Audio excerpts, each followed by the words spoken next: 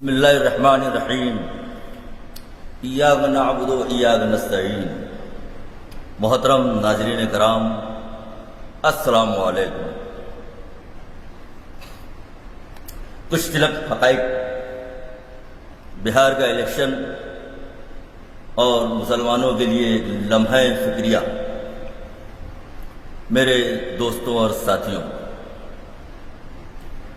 سن 1947 کے بعد مسلمانوں نے ہمیشہ کانگریس کی حمایت کی۔ ایک سیکولر اور مستحکم سرکار بنانے کے لیے مسلمانوں نے ہمیشہ کانگریس کو ووٹ دیا، جس میں مسلمانوں کے ساتھ ہمیشہ دلت اور آدیواسی بھی شامل تھے۔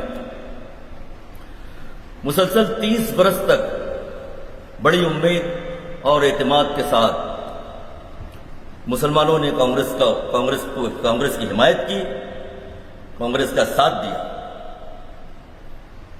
یہ سلسلہ 1977 میں ٹوٹ گیا، جب جنتا پارٹی برسر اقتدار آ گئی اور مرارجی دیسائی ہندوستان کے وزیر اعظم بن گئے۔ یہاں سے مسلمانوں کا اعتماد کانگریس پر سے ڈگمگا گیا۔ اس کی وجہ یہ تھی کہ مسلمان اپنے حق سے محروم ہوتے جا رہے تھے۔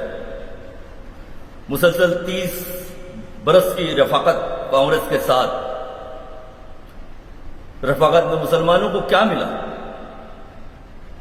ملکی پیمانے پر 50,000 سے زائد چھوٹے موٹے فسادات، جبری نسبندی کے معاملات، بابری مسجد کی شہادت کا زخم، ملک میں سیاسی، سماجی، معاشی اور اقتصادی طور پر کانگریس نے مسلمانوں کے لیے کیا کیا؟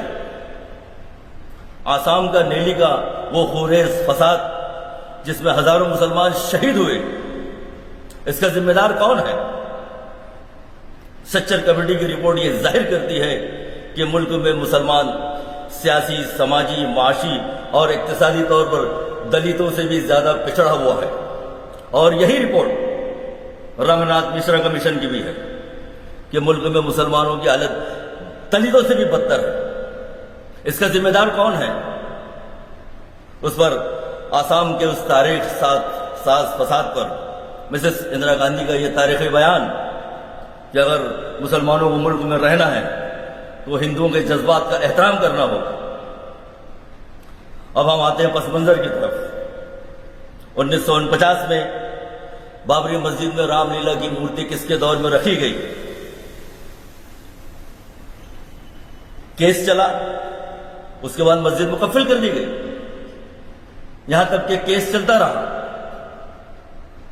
اس کے بعد سن 1986 میں شیلا نیاز کروا کر مسجد کا دروازہ کس کے دور میں کھولا گیا؟ اس وقت سرکار کانگریس کی تھی اور راجیو گاندھی وزیر اعظم تھے۔ اس سے یہ صاف ظاہر ہوتا ہے کہ کانگریس نے مسلمانوں کو صرف اپنے سیاسی مفاد کے لیے استعمال کیا اور اس پر پائے در پائے وار کرتے چلی گئی۔ جس طرح 2002 میں گجرات کے فسادات میں کم و بیش 2000 سے زائد مسلمان شہید ہوئے، اس وقت گجرات میں بی جے پی کی سرکار تھی۔ اس کے بعد 2006 میں پھر کانگریس کی سرکار دہلی میں بن گئی۔ گجرات فسادات کے متعلق قابل غور بات یہ ہے کہ گجرات فسادات کے متعلق کانگریس نے کیا انکوائری کی اور کیا ان مجرموں کو سزا دلوائی جو گجرات فسادات کے ذمہ دار تھے، جو آج جس کے نتائج آج ہمارے سامنے ہیں؟ بہرحال ہندوستان میں 20 کروڑ سے زائد مسلمان ہیں۔ بہار الیکشن سے یہ حقائق سامنے آئے کہ اتنی بڑی آبادی کا کوئی مسلم لیڈر نہیں ہے اور نہ ہی سیاسی طور پر ہماری کوئی پالیسی ہے جو ہمارے مسائل کو سمجھ سکے۔ ہم ان مسائل کے حل کے لیے ہمیں کس جماعت سے رابطہ قائم کرنا چاہیے، یہ ہمیں اب متحد ہو کر مشورہ کرنا چاہیے۔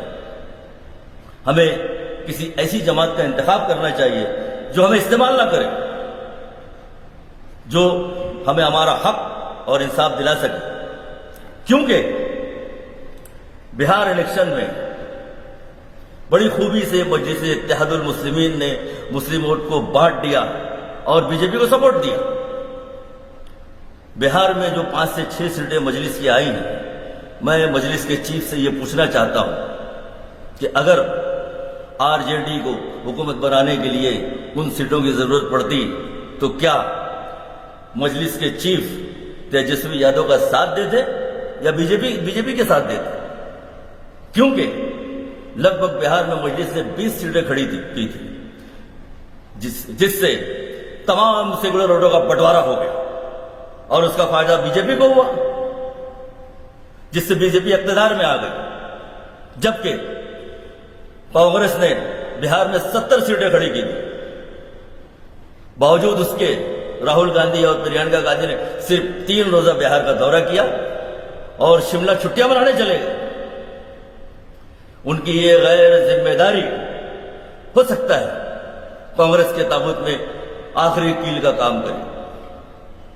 بہرحال ان سب حالات کو مد نظر رکھتے ہوئے ہم مسلمانوں کو یہ طے کرنا ہے کہ کیا ہمیں کانگریس کا مستقبل بنانا ہے یا ہمیں اسد الدین اویسی کا مستقبل بنانا ہے، یا ہم مسلمانوں کو اپنا مستقبل طے کرنا ہے۔